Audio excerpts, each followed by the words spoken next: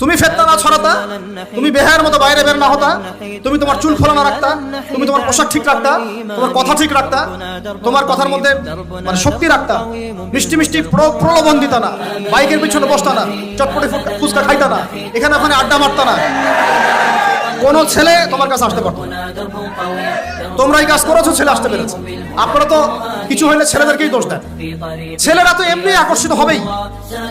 আমি একজন ছেলে হিসেবে বলতেছি এটা না তো বিষয়টা, একটা ছেলের ফিতরত এটা, যে তার কাছে সবচেয়ে সুন্দর মনে হবে একটা মেয়েকে।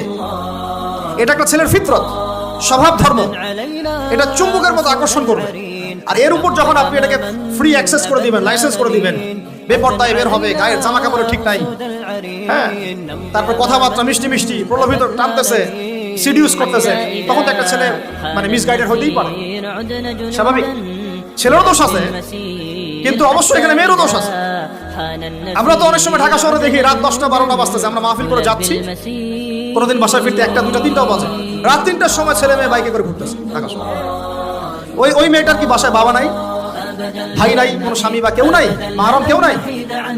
আমরা সুযোগ দিচ্ছি বলেই তো আমাদের ঘর পর্যন্ত ঢুকতে পারছে। সবার আগে মেয়েদেরকে শক্ত হইতে হবে। আর মেয়ের বাবা যারা, আমি তো নিজেও মেয়ের বাবা, আমরা বাচ্চাদের সাথে সময় কাটাই আর ভাবি যা কি যে হবে ভবিষ্যতে, আল্লাহ ভালো জানে। কিভাবে মেয়েকে মানুষ করবো, কিভাবে সতীত্ব রক্ষা করবে আমাদের মেয়েরা। যা চলতেছে